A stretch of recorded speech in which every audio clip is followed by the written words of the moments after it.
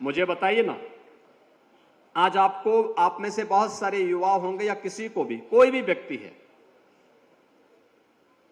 अगर किसी को कोई एक आलेख तैयार करना है, आपको सामान्य रूप से तैयार करने में 4-6 घंटे, 10 घंटे, 12 घंटे लगेंगे, अगर किसी एक फील्ड के बारे में आपको तैयार कोई जानकारी है या नहीं है।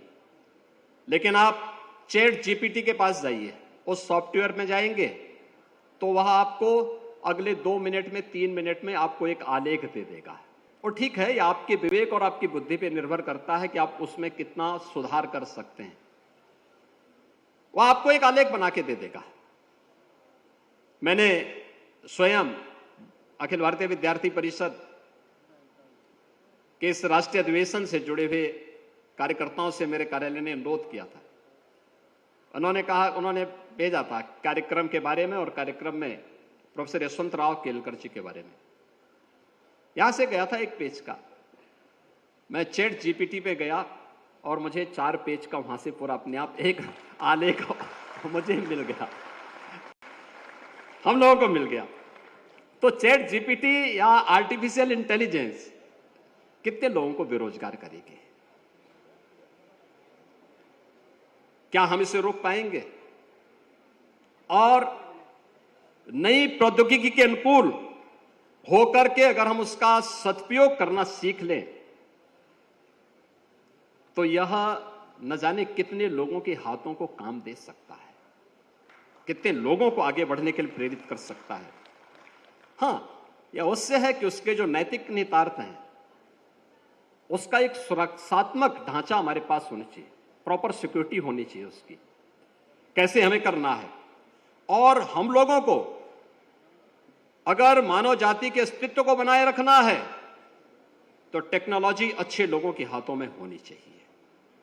याद रखना, अच्छे लोग अगर उससे भागेंगे तो आप उसको, मुझे नहीं लगता है कि फिर उस टेक्नोकाल के प्रवाह में हम कहीं अपने को हम कोई स्थान प्राप्त कर पाएंगे। हम लोगों ने पूरी दुनिया भी देख रही है, आपने एटॉमिक पावर को भी देखा है, उसको दोनों रूप हैं।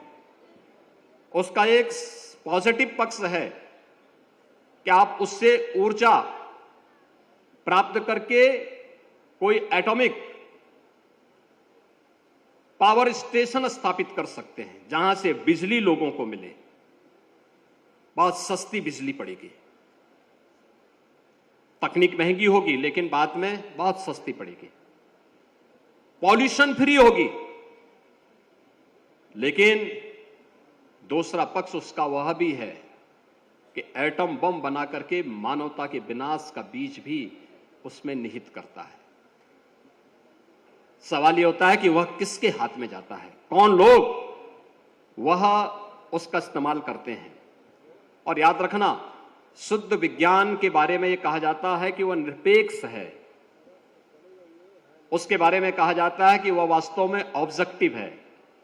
मनुष्य की बुद्धि ही सब्जेक्टिव है, वो चेक करता है, देखता है, जाति मत मजहब देख करके फिर उसके अनुसार उसको तय करता है, और उससे किसी का भला नहीं होने वाला है।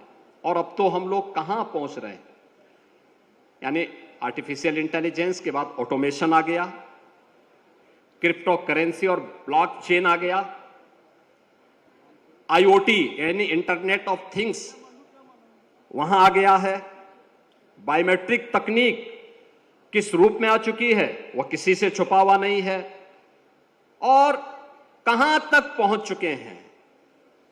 सबकी प्राइवेसी भी आज कंप्रोमाइज्ड हो चुकी है, कोई उससे अपने आप को नहीं कर सकता। यानी केवल अभी तक फोटोशॉप के बारे में सुनते थे, अब तक हम लोग डॉक्टर तस्वीरों के बारे में सोचते थे, लेकिन अब तो पूरी की पूरी फिल्म ही जनरेट हो जा रही है हूबहू आवाज के साथ।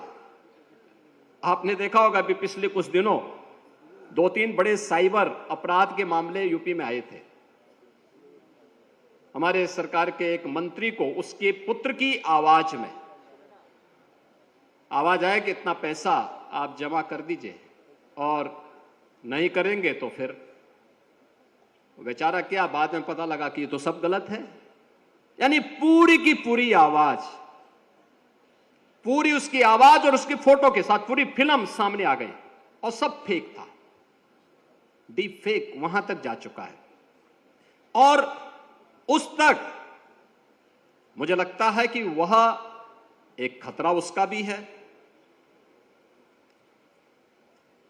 जब टेलीफोन आया था, मोबाइल फोन आया था, यानी मोबाइल फोन आया था, मुझे याद है गोरखपुर में भी 1999-2001 में मोबाइल फोन मिलने प्रारंभ हुए और मोबाइल फोन मिलने प्रारंभ हुए तो मेरे गुरुजी ने मुझे एक मोबाइल फोन उपलब्ध करवाया। ओसा का इतना बड़ा फोन होता था, मिला। इनकमिंग और आउटगोइंग दोनों का उसमें 16 रुपए पर कॉल लगता था। तो मैंने 1 महीने इस्तेमाल किया, उसका 10,000 रुपये बिल आया। तो मेरे गुरुजी ने कहा कि पैसा तो तुम्हें अपने पास से भरना पड़ेगा, तो मैंने वो वापस कर दिया। आज आप देखते होंगे उसकी कीमत बहुत कम हो चुकी है। इनकमिंग का तो ना हो गया है, आउटगोइंग का भी ना के बराबर है।